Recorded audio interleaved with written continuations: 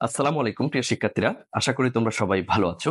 তোমরা যারা নবম শ্রেণীতে পড়ছো তোমাদের জন্য আজকের এই ক্লাস আলোচনা করছি তোমাদের বিজ্ঞান বিষয়ের তৃতীয় অভিজ্ঞতা আধুনিক পদার্থবিজ্ঞান বা মডার্ন ফিজিক্স নিয়ে। সেক্ষেত্রে তোমাদের বিজ্ঞান বইতে যতগুলো অভিজ্ঞতা রয়েছে এর তুলনায় এই অভিজ্ঞতাটা একটু বেশি ক্রিটিক্যাল, সুতরাং সেজন্য তোমাদের এই অভিজ্ঞতার পেছনে একটু বেশি কনসেন্ট্রেশন এবং ধৈর্যের পরীক্ষা দিতে হবে। আমি আমার দৃষ্টিকোণ থেকে যতটুকু চেষ্টা করব যে এই অভিজ্ঞতাটাকে কিভাবে সহজে তোমাদেরকে এক্সপ্লেন করা যায়। তবে একটা জিনিস মাথায় রেখো, এই অভিজ্ঞতার অনেকগুলো ওয়ার্ড থেকে শুরু করে টপিকস সবগুলা আসলে এসএসসি লেভেলের জন্য নয়, এটা এসএসসি লেভেলের কনসেপ্ট। সুতরাং আমরা যেহেতু একটা সিস্টেমের মধ্যে সীমাবদ্ধ, সুতরাং আমরা চেষ্টা করব এই অভিজ্ঞতাটাকে সহজে কভার করার জন্য। সেক্ষেত্রে আমরা এই অভিজ্ঞতাতে যে বিষয়গুলো জানতে পারবো, আমরা এখানে কোয়ান্টাম মেকানিক্স সম্পর্কে জানতে পারবো, রিলেটিভিটি জানতে পারবো, স্ট্যান্ডার্ড মডেল বা কণাবিদ্যা সম্পর্কে জানতে পারবো। তার আগে ফার্স্ট অফ অল আমাকে জেনে নিতে হবে এই যে পদার্থবিজ্ঞান সাধারণত দুই প্রকার। একটা হচ্ছে চিরায়ত পদার্থবিজ্ঞান বা ক্লাসিক্যাল ফিজিক্স, এবং আরেকটা হচ্ছে আধুনিক পদার্থবিজ্ঞান বা মডার্ন ফিজিক্স। তোমরা কিন্তু ইতিমধ্যে তোমাদের বিজ্ঞান বইয়ের প্রথম অভিজ্ঞতা বল, চাপ ও শক্তি এবং দ্বিতীয় অভিজ্ঞতা তাপমাত্রা ও তাপ পড়ে ফেলেছ। সুতরাং সেইগুলোও পদার্থবিজ্ঞানের অধীনে, তবে সেগুলো ছিল চিরায়ত পদার্থবিজ্ঞান। এখন আধুনিক পদার্থবিজ্ঞান সম্পর্কে আমাদের জানতে হবে, এটা হচ্ছে তৃতীয় অভিজ্ঞতা। আর এই দুইটা পদার্থবিজ্ঞানের মধ্যে কোন কোন বিশেষ পার্থক্যগুলো রয়েছে সেগুলো সম্পর্কে আমাকে জানতে হবে। প্রথমে যে চিরায়ত পদার্থবিজ্ঞান বা ক্লাসিক্যাল ফিজিক্স, এটা শুধুমাত্র নিউটনের গতিসূত্রের উপর ভিত্তি করে প্রতিষ্ঠিত। পাশাপাশি যেটা হচ্ছে আমাদের মডার্ন ফিজিক্স, এই মডার্ন ফিজিক্সটা ম্যাক্স প্ল্যাঙ্ক এবং আইনস্টাইনের সূত্রের উপর ভিত্তি করেই প্রতিষ্ঠিত। এটা ছাড়াও এই দুটা পদার্থবিজ্ঞানের মধ্যে সবচেয়ে যেটা বিশেষ পার্থক্য সেটা হচ্ছে কি, ক্লাসিক্যাল ফিজিক্স যেখানে সবচেয়ে ভালো ব্যাখ্যা বা রেজাল্ট দিতে পারে সেটা হচ্ছে কি, যে সকল বস্তু বা কণার গতিবেগ আলোর গতিবেগের চেয়ে কম, সেখানেই মূলত চিরায়ত বলবিজ্ঞান বা ক্লাসিক্যাল ফিজিক্স খুব সঠিক ফলাফল প্রদানে সক্ষম। আর যে সকল বস্তুর বা কণার গতিবেগ আলোর গতিবেগের কাছাকাছি কিংবা সমান, সেই সব ক্ষেত্রে মূলত এই মডার্ন ফিজিক্স ভালোভাবে ব্যাখ্যা দিতে পারে। তবে একটা শর্ত আছে। শর্তটা কি, আমরা যদি কোনো বস্তুর গতিবেগ আলোর বেগের কাছাকাছি হওয়ার পরও আমরা যদি সেটাকে মডার্ন ফিজিক্সের অধীনে এক্সপ্লেন না করে আমরা যদি ক্লাসিক্যাল ফিজিক্সের অধীনে এক্সপ্লেন করতে চাই, তাহলে আমাদের রেজাল্টটা ঠিকই হবে, তবে ন্যূনতম এরর থেকে যাবে। তবে আমরা মানুষ হিসেবে সেটাকে হয়তো বা অগ্রাহ্য করতে পারি, কিন্তু যারা পদার্থবিজ্ঞানবিদ বা বিজ্ঞানীগণ, তারা কিন্তু ছোট্ট ন্যূনতম সূক্ষ্ম পার্থক্যকে তারা ক্যালকুলেট করে। এরপরে এই দুইটা পদার্থবিজ্ঞানের মধ্যে আমরা কোন কোন বিষয়গুলো রয়েছে এর মধ্যে যদি দেখি, আমাদের চিরায়ত পদার্থবিজ্ঞানের শাখাগুলো হচ্ছে স্থিতিবিজ্ঞান, গতিবিজ্ঞান যেটা বর্তমানে ক্লাস 8 নিয়ে যাওয়া হয়েছে, এরপর হচ্ছে চলবিজ্ঞান, কঠিন বস্তুর বলবিজ্ঞান, প্রবাহী বলবিদ্যা যেটাকে ফ্লুইড ডাইনামিক্স বলা হয়, এটা আমরা পড়েছি। এরপর হচ্ছে তাপগতিবিদ্যা ইত্যাদি ইত্যাদি। তাপগতিবিদ্যাকে বলা হয় থার্মোডাইনামিক্স, ফ্লুইড ডাইনামিক্স। এই বিষয়গুলো মূলত সবগুলো হচ্ছে তোমাদের চিরায়ত পদার্থবিজ্ঞান বা ক্লাসিক্যাল ফিজিক্সের অধীনে। আর মডার্ন ফিজিক্সের অধীনে যে সাবজেক্টগুলো রয়েছে এর মধ্যে কোয়ান্টাম মেকানিক্স বা কোয়ান্টাম পদার্থবিজ্ঞান, এরপর রয়েছে থিওরি অফ রিলেটিভিটি যেটাকে তোমরা আপেক্ষিকতা তত্ত্ব বলে জানো, এরপর রয়েছে পারমাণবিক পদার্থবিজ্ঞান বা নিউক্লিয়ার ফিজিক্স।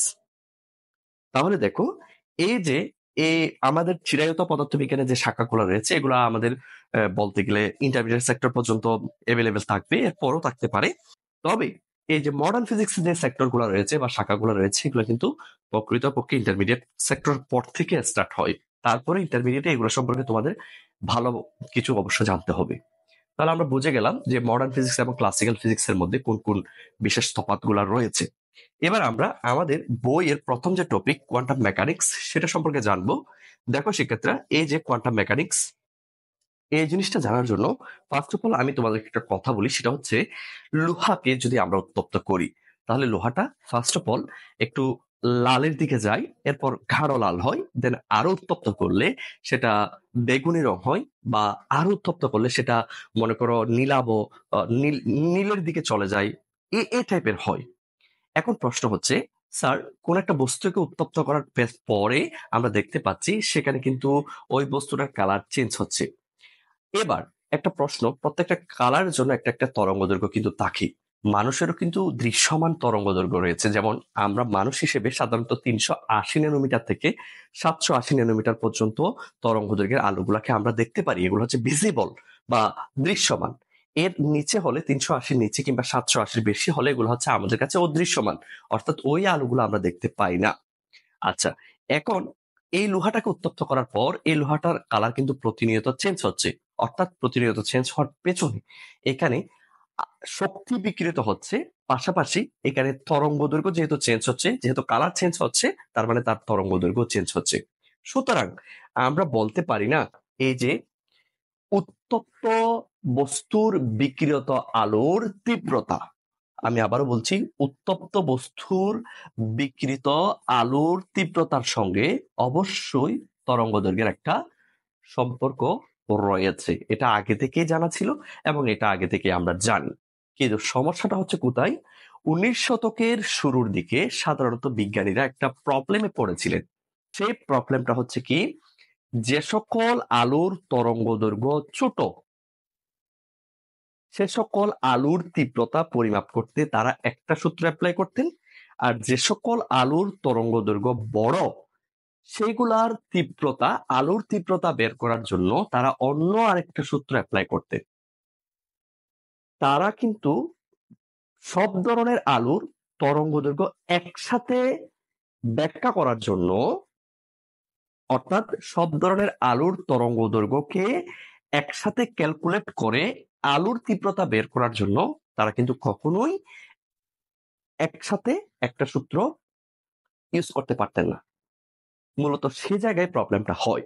আমি আবারও বলছি, দেখো, বিজ্ঞানীরা উত্তপ্ত বস্তুর জন্য একটা সূত্র দিয়ে ছোট তরঙ্গ দৈর্ঘ্যের আলোর তীব্রতা সঠিকভাবে তারা ব্যাখ্যা করতে পারতেন, আবার আরেকটা সূত্র দিয়ে বড় তরঙ্গ দৈর্ঘ্য যেগুলো রয়েছে সেইগুলার আলোর তীব্রতা সঠিকভাবে ব্যাখ্যা করতে পারতেন।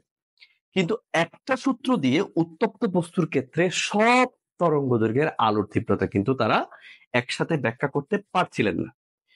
তখনই আমাদের এই যে ভদ্রলোক ম্যাক্স প্লাঙ্ক একটা জিনিস উপস্থাপন করেন।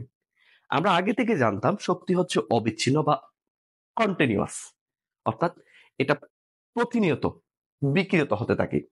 তখন এই ভদ্রলোক বললেন যে শক্তি আসলে কন্টিনিউয়াস বা অবিচ্ছিন্ন নয়, এবং তিনি এই শক্তিটাকে ব্যাখ্যা করলেন এটা হচ্ছে বিচ্ছিন্ন বা ডিসক্রাইট।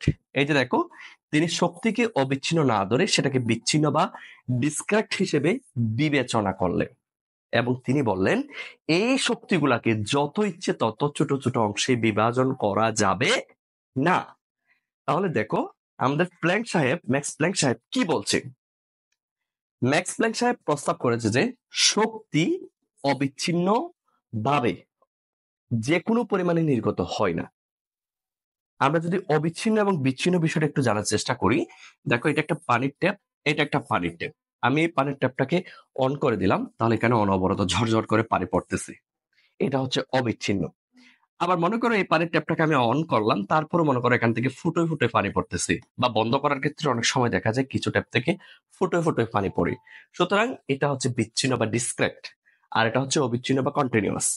তাহলে দেখো, তিনি বলেছেন যে শক্তি অবিচ্ছিন্নভাবে যে কোনো পরিমাণে নির্গত হয় না, বরং নির্দিষ্ট পরিমাণে বিচ্ছিন্নভাবে নির্গত হয়, এবং তিনি এইগুলার নাম দেন কোয়ান্টা বা শক্তির কোয়ান্টা। এবং সেখান থেকে মূলত নতুন বিজ্ঞানের জন্ম হয়, যেটাকে আমরা কোয়ান্টাম মেকানিক্স বলে জেনে থাকি। আশা করি কোয়ান্টাম মেকানিক্সটা তোমরা বুঝতে পেরেছো। এরপরও আমরা যদি বলি, এই যে শক্তি যে কণা আকারে নির্গত হয়, এই কণাটা মূলত এটাকে যত ইচ্ছে তত ছোট ছোট অংশে কিন্তু বিভক্ত করা যায় না, অর্থাৎ এই হচ্ছে ক্ষুদ্রতম কণা। এগুলার নামই মূলত শক্তির কোয়ান্টা বলা হয় আর কি। এখন এই কণার পরিমাণ যত বেশি হবে তোমার আলুর এই কণার পরিমাণ যত বেশি হবে সাধারণত ওই জায়গায় আলোর পরিমাণ বেশি হবে, আর কণার পরিমাণ যত কম হবে আলোর পরিমাণ অবশ্যই কম হবে। আমাদের চোখের একটা সংবেদনশীলতা আছে, এই চোখের সংবেদনশীলতার যদি 10 গুণ বাড়ানো যায় তাহলে কিন্তু আমরা অন্ধকারেও বা অনেক সময় আমরা এই যে বিচ্ছিন্ন যে আলোর কণার যে বিচ্ছিন্ন ইয়াটা রয়েছে সেটা কিন্তু আমরা উপলব্ধি করতে পারবো বা আমরা দেখতে পারবো। তো এই হলো মূলত বিষয়। এরপরে পরবর্তীতে বিজ্ঞানীরা কি করছেন, অনেকগুলা জটিল বিষয় সমাধান করতে গিয়ে, ক্ষুদ্রাতি ক্ষুদ্র বিষয় ওনারা ক্যালকুলেট করতে গিয়ে ওনারা দেখেন যে সবচেয়ে বহুল ব্যবহৃত একটা ধ্রুব রাশি তারা কিন্তু সামনে পাচ্ছেন, এবং এই ধ্রুব রাশির নামটা দেন, যেহেতু ম্যাক্স প্ল্যাঙ্কের নাম অনুসারে শ্রদ্ধা করে তারা এই ইয়াটার নাম দেন প্ল্যাঙ্কের ধ্রুবক। এবং এই প্ল্যাঙ্কের ধ্রুবকের একটা মান আছে 6.634 × 10⁻11 জুল সেকেন্ড, এবং এটাকে এস দিয়ে প্রকাশ করা হয়। এটা মূলত ম্যাক্স প্ল্যাঙ্কের প্রতি শ্রদ্ধা জানিয়ে বিজ্ঞানীরা ক্ষুদ্রাতি ক্ষুদ্র জগতে বহুল ব্যবহৃত সবচেয়ে গুরুত্বপূর্ণ ধ্রুব রাশিটার নাম দেন। এই হলো তোমাদের কোয়ান্টাম মেকানিক্স। আশা করি এই অংশটা তোমাদের ক্লিয়ার হয়েছে। এরপরে আমরা আরেকটা বিষয় নিয়ে জানবো, সেটা হচ্ছে শিক্ষার্থীরা কণা তরঙ্গ দ্বৈততা বা ওয়েভ পার্টিকেল ডুয়ালিটি, এই জিনিসটা সম্পর্কে জানতে হবে। এই যে কণা তরঙ্গ দ্বৈততা, অর্থাৎ দ্বৈততা বলতে এখানে দুই ধরনের বিহেভিয়ারকে বোঝানো হয়েছে। তাহলে এই যে ওয়েভ পার্টিকেল ডুয়ালিটি, এই জিনিসটা বুঝতে হলে আগে আমাকে তরঙ্গ সম্পর্কে একটা আইডিয়া থাকতে হবে। তাহলে তোমরা কিন্তু এই জিনিসটা ক্লাস 8-এ পড়ো নাই, তাহলে তোমাদের জন্য এটা একটু খুবই নতুন হয়ে গেল। সেজন্য আগে থেকে আমি তোমাদের তরঙ্গের যে ইয়াটা রয়েছে সেটা একটু দেওয়ার চেষ্টা করছি। দেখো, আমি এখানে একটা ইয়া নিলাম, রেখা নিলাম। ওকে, এই যে দেখো, এবার এখান থেকে একটা কণা এভাবে গিয়ে আন্দোলিত হলো। তোমরা সমুদ্রের ঢেউ দেখেছো, এই জাস্ট সমুদ্রের ঢেউয়ের মতো। এটা হচ্ছে একটা তরঙ্গ। এখন এই তরঙ্গের ক্ষেত্রে আমাকে কয়েকটা জিনিস সম্পর্কে আইডিয়া জানতে হবে, যে এই তরঙ্গের পর্যায়কাল বা তরঙ্গ দৈর্ঘ্য বা তরঙ্গ বেগ বা কম্পাঙ্ক, এই জিনিসগুলা কি। দেখো শিক্ষার্থীরা, এই যে এ পয়েন্ট থেকে একটা কণা উপরের দিকে উঠে সোজা এই বি পয়েন্টে যখন আসলো, মূলত তখন একটা পূর্ণকম্পন সম্পন্ন হলো। এই পূর্ণকম্পনের যে দূরত্বটা, এই পূর্ণকম্পনের দূরত্বটিকে বলা হয় সাধারণত, একটা পূর্ণকম্পন সম্পন্ন করতে তরঙ্গ বা কণা যতটুকু দূরত্ব অতিক্রম করে এটাকে বলা হয় তরঙ্গ দৈর্ঘ্য। আমি লিখে দিলাম এখানে, এই চিহ্নটার অর্থ হচ্ছে ল্যামডা, যেটাকে তরঙ্গ দৈর্ঘ্য বলা হয়। আমি এখানে লিখে দিলাম। এরপর একটা পূর্ণকম্পন সম্পন্ন হতে যে সময় লাগে এটাকে বলা হয় পর্যায়কাল, তরঙ্গের পর্যায়কাল। এই পর্যায়কালকে সাধারণত টি দিয়ে প্রকাশ করা হয়। আমি আবারও বলছি, একটা পূর্ণকম্পন সম্পন্ন হতে যত সময় লাগে এটাকে বলা হয় পর্যায়কাল, যেটাকে টি দিয়ে প্রকাশ করা হয়। তাহলে আমরা ল্যামডা জানলাম, পর্যায়কাল জানলাম, এবং তরঙ্গ এই যে এ বিন্দু থেকে বি বিন্দু বরাবর এদিকে চলে যাচ্ছে, সুতরাং তরঙ্গের একটা বেগ থাকবে। তাহলে এই যে তরঙ্গের বেগ, এটাকে সাধারণত ভি দিয়ে প্রকাশ করা হয়। তোমরা জানো ভি অর্থাৎ ভেলোসিটি, যেটাকে বেগ বলা হয়।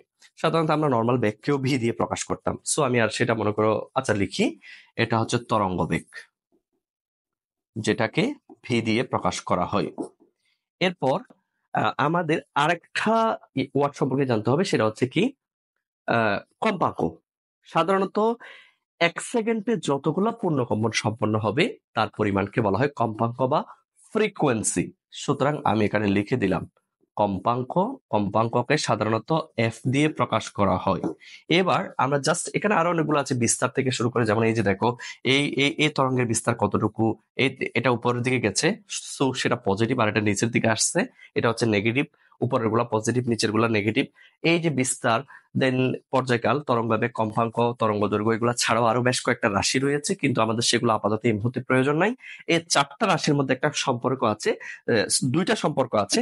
আমি এই 2টা ইকুয়েশন লিখছি। একটা হচ্ছে স্যার এফ ইকুয়ালস টু কম্পাঙ্ক ইকুয়ালস টু 1/t, এটা একটা সম্পর্ক। দেন আরেকটা সম্পর্ক হচ্ছে V equals to F lambda. এই দুইটা সম্পর্ক তোমরা একটু কষ্ট করে মনে রাখবা। এগুলো হচ্ছে মূলত তরঙ্গের এই 4টা উপাদানের মধ্যে সম্পর্ক। এবার আমরা যদি একটু দেখি, এরকম একটা তরঙ্গের সাথে যদি আমরা আরেকটা তরঙ্গের উপরিপাতন করি, অর্থাৎ একটার সাথে যখন আমরা আরেকটা লাগাই দিব, তখন সেক্ষেত্রে কি হয় সেটা একটু দেখো। তরঙ্গের উপরিপাতনের ফলে সাধারণত ব্যতিচার সৃষ্টি হয়। এই ব্যতিচার আবার দুই ধরনের হয়ে থাকে, একটা হচ্ছে গঠনমূলক আর একটা হচ্ছে ধ্বংসাত্মক। এখন গঠনমূলক কোনটা আর ধ্বংসাত্মক কোনটা সেটা একটু দেখো। ফার্স্ট দেখো, এই যে বাম পাশের চিত্রের মধ্যে এখানে তরঙ্গ 1 এবং 2 এর মধ্যে যে ব্যতিচারটা সৃষ্টি হয়েছে এটা হচ্ছে সাধারণত গঠনমূলক ব্যতিচার, আর এখানে যে ব্যতিচারটা সৃষ্টি হয়েছে এটা হচ্ছে ধ্বংসাত্মক ব্যতিচার। স্যার কেমনে, এটা একটু আরেকটু ভালোভাবে এক্সপ্লেন করে দেখান।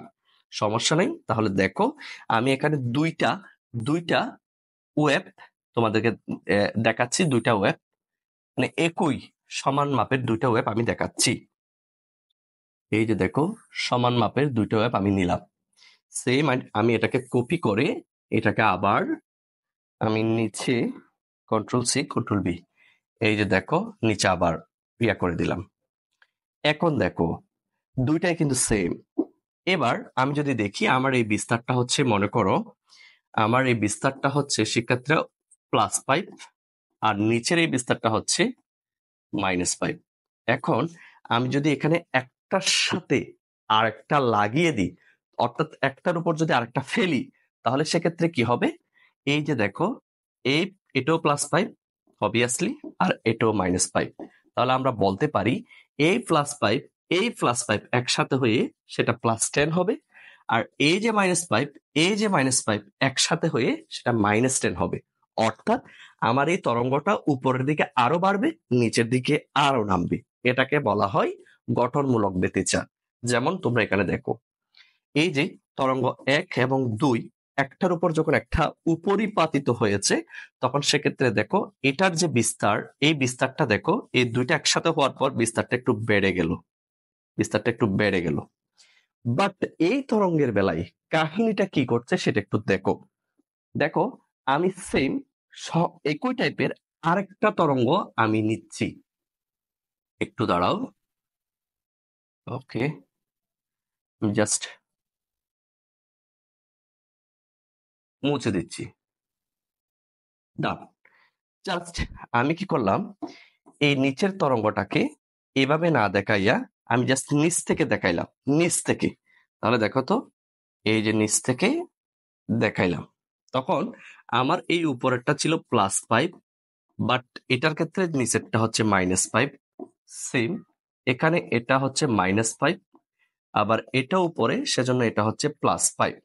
এবার দুইটাকে যদি আমি একসাথে কম্বাইন করে দিই, অর্থাৎ একসাথে লাগিয়ে দিই, তাহলে সেক্ষেত্রে তোমরা খুব ভালো করেই জানো, এই যে দেখো আমি নিয়ে যাচ্ছি, এই যে নিয়ে গেলাম, নিয়ে যাওয়ার কারণে তোমরা দেখো এই যে +5 -5 ক্যান্সেল হয়ে এটা 0 হয়ে যাবে, একইভাবে +5 -5 ক্যান্সেল হয়ে 0 হয়ে যাবে।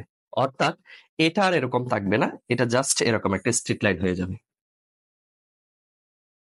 যেমন দেখো এখানে দেখো, এটা ছিল উপরে আর এটা হচ্ছে নিচে, সুতরাং এখানে যে ব্যতিচারটা সৃষ্টি হয়েছে, যেহেতু এখানে বিস্তারটা কমে গেল, সেজন্য এটাকে বলা হবে ধ্বংসাত্মক ব্যতিচার। অর্থাৎ এখানে আর কোনো বিস্তার বাড়ে নাই, বাড়লে সেটাকে বলতো গঠনমূলক ব্যতিচার, আর এখানে যেহেতু বিস্তারটা উল্টা আরো 0 হয়ে গেল, সুতরাং এটাকে বলা হবে ধ্বংসাত্মক ব্যতিচার।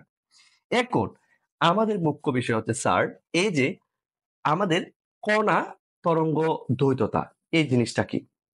তাহলে আমরা তরঙ্গ জিনিসটা বুঝে গেলাম ইয়ার ক্ষেত্রে, আলোর ক্ষেত্রে। এবার আমরা দেখব আলোর ক্ষেত্রে আরেকটা বিহেভিয়ার আছে, সেটা হচ্ছে কণা। সেটা কিভাবে কাজ করে একটু দেখান। দেখো এই জিনিসটা হচ্ছে সাধারণত এটা আইনস্টাইনই করেছেন, এই ইয়াটা পরীক্ষাটা মূলত আইনস্টাইন করেছেন, এবং এটার কারণে ফটো ইলেকট্রিক এফেক্ট এটাকে বলা হয়। এবং এখন যেটা দেখাবো সেটা হচ্ছে ফটো ইলেকট্রিক এফেক্ট, মূলত এটার কারণেই আইনস্টাইন সাহেব নোবেল পুরস্কার পেয়েছিলেন। আইনস্টাইন সাহেব থিওরি অফ রিলেটিভিটি বা আপেক্ষিকতা তত্ত্বের জন্য নোবেল পুরস্কার পান নাই, এটার জন্য মূলত নোবেল পুরস্কারটা পেয়েছিলেন।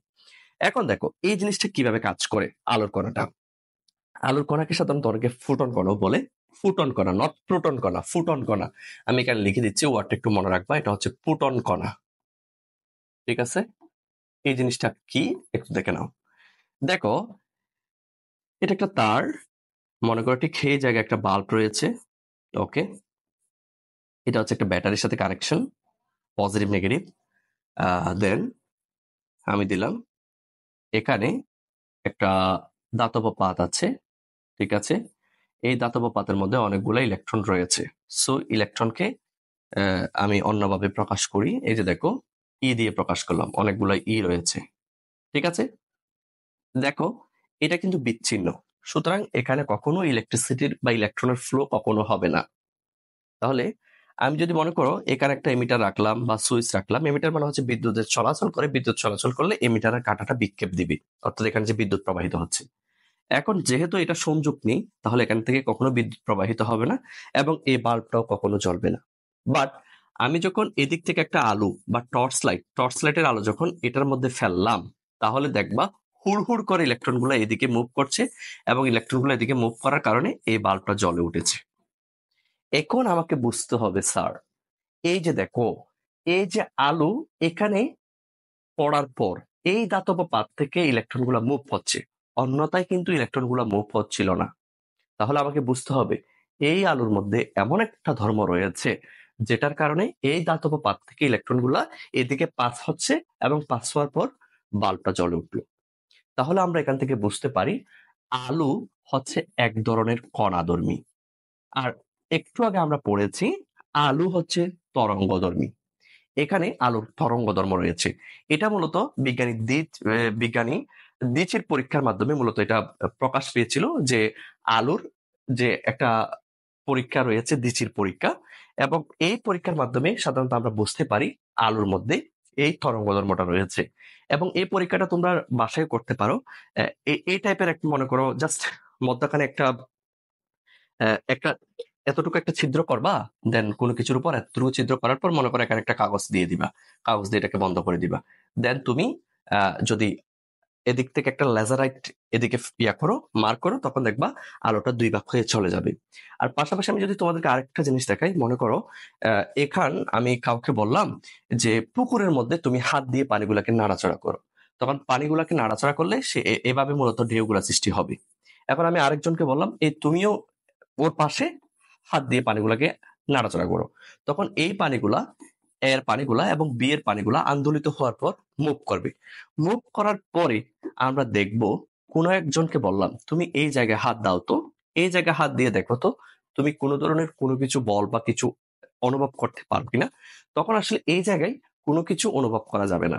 এর অর্থ হচ্ছে এ থেকে তরঙ্গ ডান দিকে যাচ্ছে, আবার বি থেকে তরঙ্গ বাম দিকে আসছে, ঠিক এই জায়গায় সে কোনো ধরনের ফোর্স বা বল অনুভব করবে না। ঠিক একইভাবে আলোর ক্ষেত্রে সেম।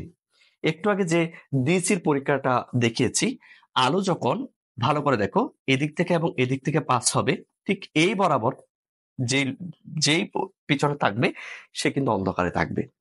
এটা তোমরা ইউটিউবে ডিসির পরীক্ষা চার্জ দিলে হবে, তোমরা দেখলে আশা করি বুঝতে পারবে।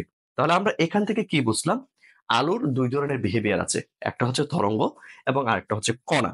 এই ধরনের দুই ধরনের বিহেভিয়ার কিন্তু আমরা অলরেডি পেয়ে গেলাম। এখন দেখো, প্রকৃতির একটা খুব গুরুত্বপূর্ণ তরঙ্গ হচ্ছে তাড়িত চৌম্বক তরঙ্গ। আমি আবারও বলছি, তাড়িত চৌম্বক তরঙ্গ।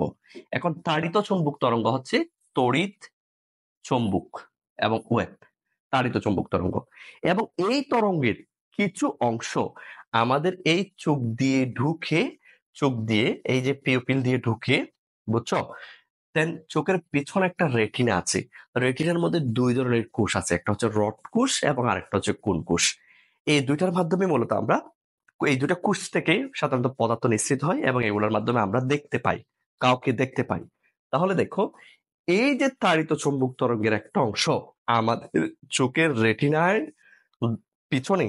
পিছনে যে রড কোষ এবং কোন কোষ আছে সেখানে ধরা পড়ে, দেন আমরা সেটাকে বলি আলো, আমরা সেটাকে দেখতে পাই। এবার আমরা এখান থেকে বুঝতে পেরেছি আলোর তরঙ্গ এবং কণা দুই ধরনের বৈশিষ্ট্য কিন্তু রয়েছে। আবার ইলেকট্রনেরও কণা এবং তরঙ্গ দুই ধরনের বৈশিষ্ট্য কিন্তু রয়েছে। আর ইলেকট্রনের এই তরঙ্গধর্ম ইউজ করে কিন্তু সাধারণত যেগুলো ইলেকট্রন মাইক্রোস্কোপ আছে সেগুলো কিন্তু উৎপাদন করা হয়। তোমরা এটা একটু ভালোভাবে পড়লে আশা করি বুঝতে পারবা। এই যে দেখো, ইলেকট্রনের তরঙ্গ বৈশিষ্ট্যকে কাজে লাগিয়ে সাধারণত ইলেকট্রন মাইক্রোস্কোপ তৈরি করা হয়। আচ্ছা, তাহলে আমরা এখান থেকে কি বুঝলাম? আলোর যেমন কণা, তরঙ্গ এবং কণা বৈশিষ্ট্য রয়েছে, ইলেকট্রনেরও সেম কণা এবং তরঙ্গ বৈশিষ্ট্য রয়েছে। তবে এখানে পার্থক্য হচ্ছে, আলোর ক্ষেত্রে আমরা যে বৈশিষ্ট্যটা সর্বপ্রথম পেয়েছি সেটা হচ্ছে তরঙ্গ বৈশিষ্ট্য, আর ইলেকট্রনের ক্ষেত্রে আমরা যে বৈশিষ্ট্য শুরুতে পেয়েছি সেটা হচ্ছে কণা বৈশিষ্ট্য। এই যে বিজ্ঞানীরা এই বিষয়টিকে বলা হয় কণা তরঙ্গ দ্বৈততা বা ওয়েভ পার্টিকেল ডুয়ালিটি। আশা করি তোমরা এই বিষয়টা বুঝতে পেরেছো। আমি এই অংশটা তোমাদের কভার করে দিয়েছি। এখানে আর কোনো প্রশ্ন আছে বলে মনে হয় না। তোমরা জাস্ট এটা একটু দেখলেই বুঝতে পারবা। তবে আমি আবারও বলছি, সর্বশেষ সেটা হচ্ছে কি, এখানে এই জিনিসগুলো একটু দেখে নিবা। এখানেও সেম, এই যে আলো পড়ার পরে এই ধাতব পাত থেকে ইলেকট্রন নির্গত হচ্ছে, যেটাকে বলা হয় ফটো ইলেকট্রিক এফেক্ট বলা হয়, যেটার জন্য আইনস্টাইন সাহেব নোবেল পুরস্কার পেয়েছেন। তাহলে কণা তরঙ্গ দ্বৈততা বলতে কি বোঝায়? আলোর দুই ধরনের বিহেভিয়ার আছে, একটা হচ্ছে তরঙ্গধর্মী আর একটা হচ্ছে কণাধর্মী। পাশাপাশি ইলেকট্রনেরও সেম কণাধর্মী এবং তরঙ্গধর্মী দুই ধরনের বৈশিষ্ট্য রয়েছে। এই দুই ধরনের বৈশিষ্ট্যগুলোকে সাধারণত বলা হয় কণা তরঙ্গ দ্বৈততা বা ওয়েভ পার্টিকেল ডুয়ালিটি। এরপর আমরা আরেকটা পরবর্তী অংশের মধ্যে চলে যাব, সেটা হচ্ছে ডি ব্রকলির তরঙ্গ দৈর্ঘ্য বা ডি ব্রকলি ইকুয়েশনও বলে অনেকে এটাকে। ঠিক আছে, তাহলে এইটা একটু দেখো যে আমাদের এই যে ভদ্রলোক, ইনি হচ্ছেন মূলত এই de Broglie, Louis de Broglie. তিনি একটা সমীকরণ উপস্থাপন করেছেন, সেটা সম্পর্কে আমরা জানবো, যেটার মাধ্যমে সাধারণত কোন একটা কণার মধ্যে যে তরঙ্গ আছে এবং সেই তরঙ্গের তরঙ্গ দৈর্ঘ্য কিভাবে বের করা হবে সে সম্পর্কে তিনি কিছু ধারণা দিয়েছেন। তাহলে দেখো, আমরা তো অলরেডি আগে থেকেই জানি তরঙ্গ দৈর্ঘ্য যে পরিমাপ করতে হবে, এই তরঙ্গ দৈর্ঘ্যকে প্রকাশ করা হয় কি দিয়ে? তরঙ্গ দৈর্ঘ্যকে প্রকাশ করা হয় ল্যামডা দিয়ে। এগুলো সম্পর্কে আমাদের অবশ্যই আগে থেকে একটু আইডিয়া ছিল, একটু আগে আমরা আইডিয়া জেনেছি। তাহলে দেখো, এই ডি ব্রকলি সমীকরণটা আমরা তরঙ্গ দৈর্ঘ্যকে ল্যামডা দিয়ে প্রকাশ করব, আর ফ্লাঙ্কের ধ্রুবককে এটা তো এস দিয়ে প্রকাশ করে এবং তার একটা মান আছে, এটা আমাদের মনে রাখতে হবে, মুখস্থ রাখতে হবে, কারণ এই ধরনের অসংখ্য মান তোমরা পাবা, বিভিন্ন এডমিশন টেস্টে লাগবে, সেজন্য আগে থেকে মুখস্থ করে রাখা ভালো, যদিও ক্যালকুলেটরে বের করা যায়। এরপর আমরা প্রথম অভিজ্ঞতা থেকে এই P equals to M V, অর্থাৎ ভরবেগের যে সূত্রটা সেই সম্পর্কে আমরা জানি। তাহলে আমাদের যে ডি ব্রকলি সাহেব উনি যে সূত্রটা দেন সেটা হচ্ছে, স্যার, কোন একটা কণার যে তরঙ্গ ধর্মী, তার যে তরঙ্গ দৈর্ঘ্য বের করতে হবে, সেই ল্যামডা ইকুয়ালস টু হবে, sir, S divided by P. S divided by P, এই যে দেখো, lambda equals to S divided by P. এই সমীকরণের মাধ্যমে বা সূত্রের মাধ্যমে সাধারণত আমরা কোনো একটা কণার তরঙ্গধর্মী একটা কণার তরঙ্গ দৈর্ঘ্য আমরা সহজে বের করতে পারি। তাহলে এই জিনিসটা কিভাবে আসছে তোমরা যদি একটু দেখো, আমি তোমাদেরকে আরেকটু এক্সপ্লেন করি। যেমন এই ল্যামডাটা হচ্ছে তরঙ্গধর্ম, ভালো করে খেয়াল করো, এটা আমি দিলাম, বা এটা হচ্ছে lambda is equals to S divided by এটাকে দিলাম এম বি। ঠিক আছে, তাহলে দেখো এই ল্যামডাটা হচ্ছে তরঙ্গধর্ম, সো আমি এখানে লিখলাম এটা হচ্ছে একটা তরঙ্গধর্ম, আর এস এই জিনিসটাকে বলা হয় এমবি, এটা হচ্ছে স্যার কণাধর্ম, এটা হচ্ছে কণাধর্ম, ওই পদার্থের কণাধর্ম। তাহলে আমি এখানে লিখলাম কণাধর্ম। এবার তোমরা একটু লক্ষ্য করে দেখো, এই যে এসটা রয়েছে এর একটা ফিক্সড ভ্যালু রয়েছে, সুতরাং আমরা তাকে ধ্রুবকের কাতারে ফেলতে পারি, এবং এখানে লেখা রয়েছে এটা হচ্ছে প্লাঙ্কের ধ্রুবক। তাহলে এই ধ্রুবকের মানটাকে যখন আমরা উইথড্র করব, তাহলে আমরা এটাকে এভাবে লিখতে পারি না, তরঙ্গ ধর্ম প্রপোজ টু 1 বাই কণা ধর্ম। ঠিক আছে, তাহলে আমরা এখান থেকে কি বুঝতে পারলাম? যেই পদার্থের তরঙ্গ ধর্ম বেশি তার কণা ধর্মের পরিমাণ কম, আবার যার কণা ধর্ম বেশি তার তরঙ্গ ধর্মের পরিমাণ কম। উল্টো সম্পর্ক, অর্থাৎ আমি বাড়লে তুমি কমবা, আর তুমি বাড়লে আমি কমবো, এটা হচ্ছে উল্টো সম্পর্ক। আমি আবারও বলছি, এই যে দেখো, কোন একটা পদার্থের পদার্থের তরঙ্গধর্ম বেশি হলে তার কণাধর্মের পরিমাণ কম হবে, আর কণাধর্ম বেশি হলে তার তরঙ্গধর্ম কম হবে। অর্থাৎ এই যে দেখো, আমি যদি তরঙ্গধর্ম বের করতে চাই, ঠিক আছে, ল্যামডা যদি বের করতে চাই, মনে করো আমি এখানে দিলাম 1/5, যার রেজাল্ট এসেছে 0.2। আবার আমি দিলাম, মনে করো 5 এর জায়গায় আমি এখানে দিলাম 2, তাহলে আমরা এখানে পাইলাম 0.5। সো আমরা এখান থেকে কি বুঝতে পারলাম? এই যে দেখো, যার ল্যামডা, এই যে এখানে দেখো ল্যামডার পরিমাণ এখানে এসেছে 0.2, তখন কণাধর্ম ছিল 5। আবার এখানে ল্যামডার মান এসেছে 0.5, আর এখানে দেখো কণাধর্ম হচ্ছে 2। তাহলে আমরা বুঝতে পারি কণাধর্ম যদি বাড়ে তখন তরঙ্গধর্মের মান কমবে, আর কণাধর্মের মান যদি ছোট হয় তখন তরঙ্গধর্মের মানটা বড় হবে। অর্থাৎ দুইটাই হচ্ছে অপোজিট। ভালো করে লক্ষ্য করে দেখো, তরঙ্গধর্মের মান বাড়লে ওই পদার্থের কণাধর্মের মানটা কমবে, আর যদি ওই পদার্থের কণাধর্মের মান বেশি হয় তখন তরঙ্গধর্মের মানটা ছোট হয়ে যাবে। এটা হচ্ছে আমাদের ডি ব্রগলি ইকুয়েশন। আশা করি এখানে আর তেমন কোনো কিছু নাই, আমি মূলত সবটাই কভার করেছি। এরপর আমরা কয়েকটা ম্যাথের মধ্যে যাব, যে আমরা দেখব ওইগুলাকে কিভাবে ইয়া করা যায়।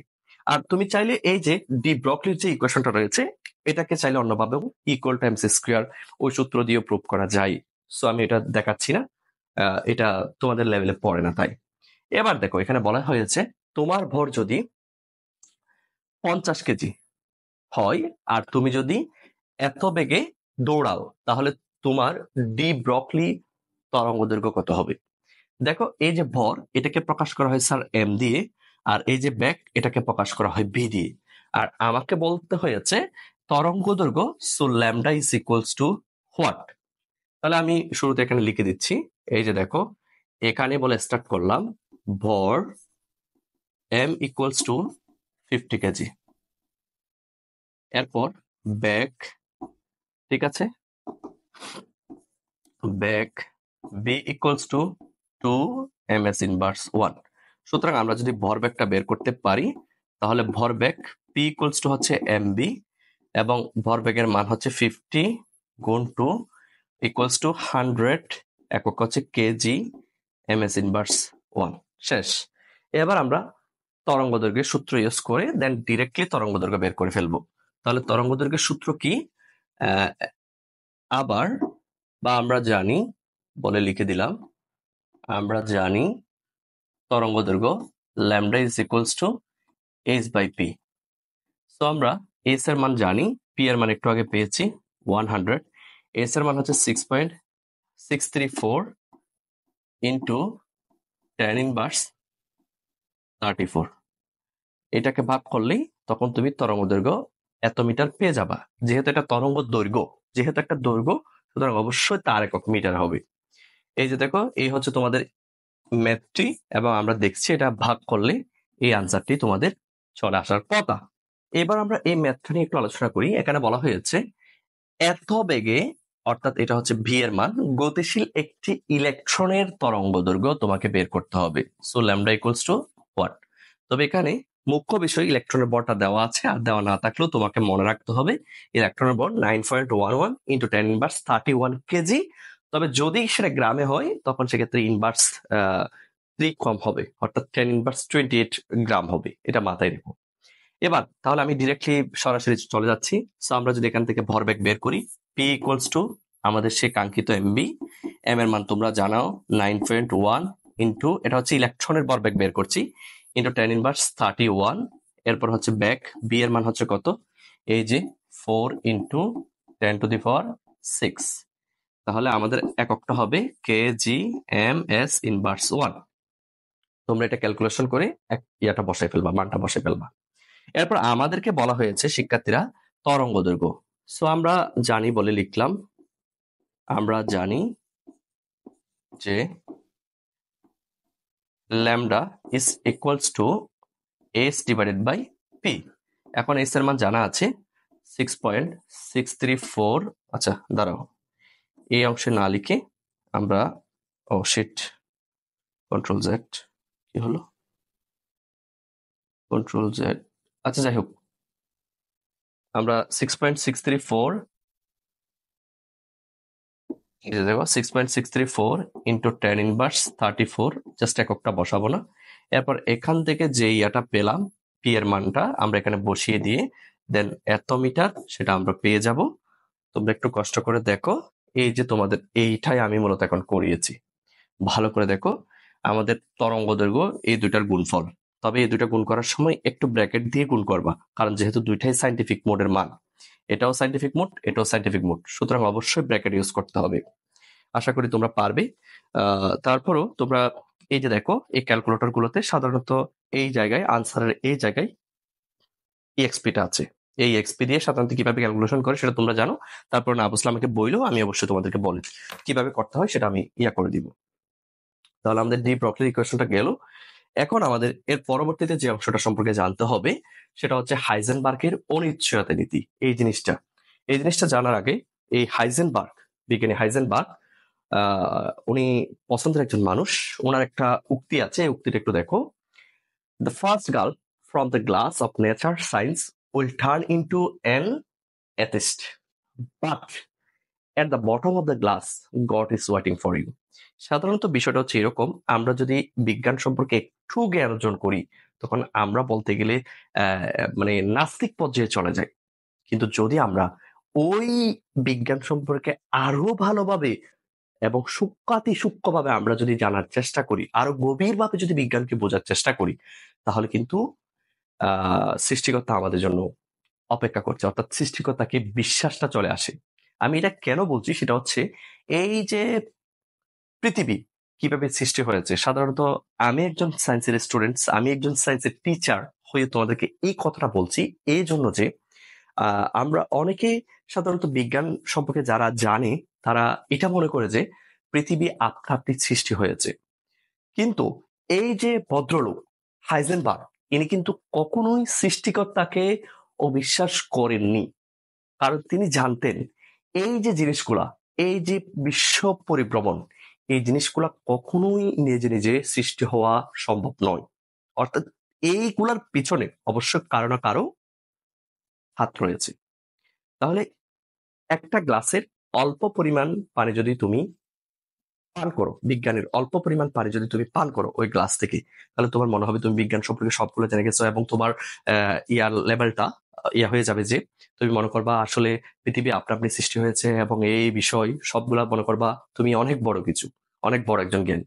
কিন্তু তুমি যদি আসলে বিজ্ঞান সম্পর্কে আরো একটু গভীরভাবে চিন্তা করো, অর্থাৎ ওই বিজ্ঞানের গ্লাসের সমস্ত পানিগুলো যদি তুমি খাও, তখনই আসলে তুমি বুঝতে পারবা তুমি কতটুকু জেনেছো। এই জায়গাটা খুবই গুরুত্বপূর্ণ। আমি তোমাদের বারবার বলি, অনেকগুলা টপিকস, থিওরি অফ রিলেটিভিটির অনেকগুলা টপিকস পড়ার সময় তোমাদের এটাই মনে হবে যে অনেক সময় আমাদের নাস্তিকতার পর্যায়ে পর্যন্ত চলে আসবে। এই যে মানুষের উৎপত্তি হচ্ছে বাদর থেকে, এটা কি আসলে বিশ্বাসযোগ্য কিনা। আহ কিন্তু বিজ্ঞানে আছে, পড়তে হচ্ছে, সো পড়েছি। এই যে বিবর্তন নিয়ে অনেক মতবাদ রয়েছে।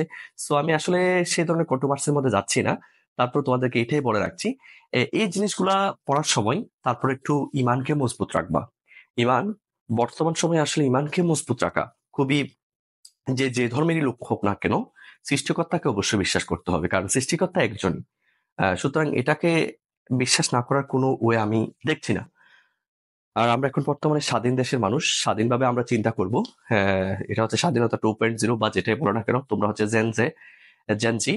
আমি অলরেডি জেনারেশন নিয়ে একটা খুব সুন্দর ভিডিও আপলোড করেছি, তোমরা আশা করি সেটা দেখেছো। সো এই দিকটা একটু নজর রাখবা। এবার আসলে হাইজেনবার্গের অনিশ্চয়তা নীতি, এই জিনিসটা একটু তোমাদেরকে এক্সপ্লেন করি।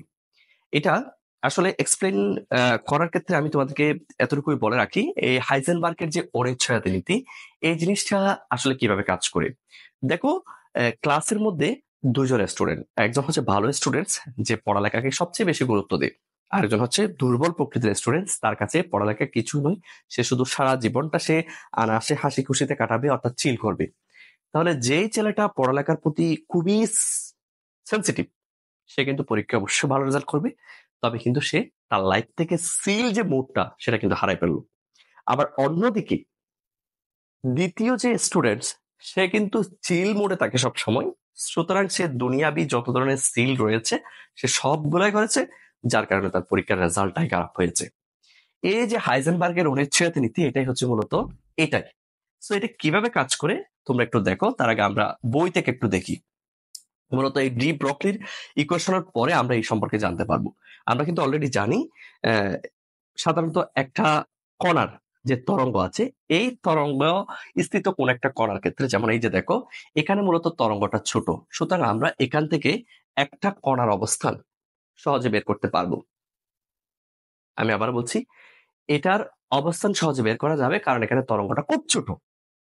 আবার এই যে দেখো এই সেকেন্ড নিচে যে ইয়াটা রয়েছে তরঙ্গটা, এটা অনেক বড়, সুতরাং এখানে কণাটা এক্স্যাক্টলি কোন জায়গায় আছে সেটা কিন্তু তুমি বের করতে পারবা না। আমি প্রথম কথা বলেছি অবস্থান নিয়ে। সেকেন্ড কথা, এই কণাটির ভরবেগ আমার পক্ষে কিন্তু বের করা সম্ভব নয়, কারণ স্যার এই কণাটি ছোট, এর কোনো বেগই নাই। এর ব্যাগ থাকলে না ভরবেগ থাকবে, কারণ আমরা জানি না ভরবেগের যে সূত্র, ভরবেগের সূত্র কি sir? P equals to M V. So এই যে ব্যাগটাই যদি না থাকে তাহলে স্যার তার ভরবেগ কোথা থেকে আসবে স্যার? এই জিনিসটাই তো স্যার মাথায় আসছে না। তাহলে এখানে আমরা উপরের কণার ক্ষেত্রে অবস্থানটা ভালোভাবে ব্যাখ্যা করতে পারলেও তার ভরবেগ ব্যাখ্যা করা যাবে না। কেন? কারণ তার মধ্যে কোনো ব্যাগই নাই, সে কোনো মুভি করছে না। আবার দ্বিতীয়টার ক্ষেত্রে একটু লক্ষ্য করে দেখো, এখানে কিন্তু স্যার আমরা অবস্থানটা ভালোভাবে এক্সপ্লেন করতে পারছি না, এখান থেকে অবস্থানটা এক্সপ্লেন করা যাচ্ছে না। তবে আমরা কিন্তু এই সেকেন্ড কণাটির ভরবেগ বের করতে পারছি, কারণ এটা তো মুভেবল, মুভ হচ্ছে, তাহলে এটাতে কিন্তু তার ভরবেগ বের করা যাচ্ছে। সো আমরা ওই যে একটু আগে বলেছি যে পড়ালেখা করে সে লাইফ থেকে সিলটাকে হারিয়ে ফেলে, আর যে চিল করে সে লাইফ থেকে পড়াশোনাটাকে হারিয়ে ফেলে। এই যে দেখো উপরেরটা থেকে আমরা অবস্থান বের করতে পেরেছি কিন্তু ভরবেগ বের করতে পারি নাই। একইভাবে নিচেরটা থেকে আমরা অবস্থান বের করতে না পারলেও আমরা কিন্তু ভরবেগ বের করতে পেরেছি। এই জায়গায় মূলত আমাদের হাইজেনবার্গ সাহেবের অনিশ্চয়তা নীতিটা চলে আসে। এই যে দেখো হাইজেনবার্গের অনিশ্চয়তা সূত্র, আমরা অবস্থানের অনিশ্চয়তাকে ডেল্টা এক্স দিয়ে প্রকাশ করব আর ভরবেগের অনিশ্চয়তাকে ডেল্টা পি দিয়ে প্রকাশ করব। এখান থেকে আমরা আমাদের সেই কাঙ্ক্ষিত সূত্রটা সম্পর্কে আইডিয়া পেতে পারি। এই যে অনিশ্চয়তা এবং ভরবেগ এই দুটার গুণফল হবে এস ডিভাইডেড বাই 2 পাই এর সমান বা তার চেয়ে বড়। এটা হচ্ছে আমাদের সেই কাঙ্ক্ষিত সূত্র। এখানে তোমরা জানো এই ডেল্টা এক্স দিয়ে অবস্থানের অনিশ্চয়তা আর ডেল্টা ফি দিয়ে সাধারণত ভরবেগের অনিশ্চয়তাকে বোঝাচ্ছে। তাহলে দেখো আমি লিখছি delta X into delta P is greater than equal S divided by 2 pi. সুতরাং তোমরা এখানে জানো এস একটা ধ্রুবকের মান 6.634 ইন্টু 10^34 আর ফাই এর মানও ধ্রুবক, যেটার মান হচ্ছে 3.1416। এটা হচ্ছে শেষ নাই, এর লাইফ এটা কোনো শেষ নাই। তাহলে আমরা এই হাইজেনবার্গের অনিশ্চয়তা নীতি সম্পর্কে একটু হলো আইডিয়া পেয়েছি, এবং পরবর্তীতে তোমরা এই অনিশ্চয়তা নীতি সম্পর্কে আরো অনেক বিস্তারিত জানতে পারবা। তবে তোমাদের মনে হইতে পারে আপাত দৃষ্টিতে যে স্যার বিজ্ঞান যেভাবে অগ্রগতি হচ্ছে, হয়তোবা আমরা কোন একটা সময় এই যে অনিশ্চয়তা, অবস্থানের অনিশ্চয়তা এবং ভরবেগের অনিশ্চয়তা আমরা দুইটাই মনে হয় বের করতে পারবো, কিন্তু না, আসলে এটা কখনো বের করা যাবে না, কারণ এটা হচ্ছে প্রকৃতি প্রদত্ত। এটা প্রকৃতি এভাবে এই ব্যবধানটা সৃষ্টি করে দিয়েছে। এটা আসলে তোমার মনে হইতে পারে কিন্তু এটা হচ্ছে প্রকৃতি প্রদত্ত। তাহলে তোমরা পরবর্তী লেভেলে আরো বিস্তারিত সম্পর্কে জানতে পারবা। আমরা আজকের ক্লাসে জাস্ট এই যে দেখো বিজ্ঞানের অন্যতম গুরুত্বপূর্ণ শাখা, অর্থাৎ আমরা জাস্ট 3.1 পর্যন্ত ক্লিয়ার করেছি। তবে নেক্সট ক্লাসে আমি কণা পদার্থ বিজ্ঞান বা পার্টিকেল ফিজিক্স নিয়ে আলোচনা করব। তাই তোমাদেরকে বারবার বলছি, বিজ্ঞান অবশ্যই একজন ভালো শিক্ষকের কাছ থেকে যদি তুমি বিজ্ঞান শিখতে না পারো, এটা হচ্ছে তোমার ব্যর্থতা। আমি প্রায় সময় একটা কথা বলি, সেটা হচ্ছে কি, যদি তুমি বিজ্ঞান শিখে মজা না পাও, আনন্দ না পাও, বুঝতে না পারো, তাহলে অবশ্যই মনে রাখতে হবে ভুল শিক্ষকের কাছ থেকে তুমি বিজ্ঞান শিখছো।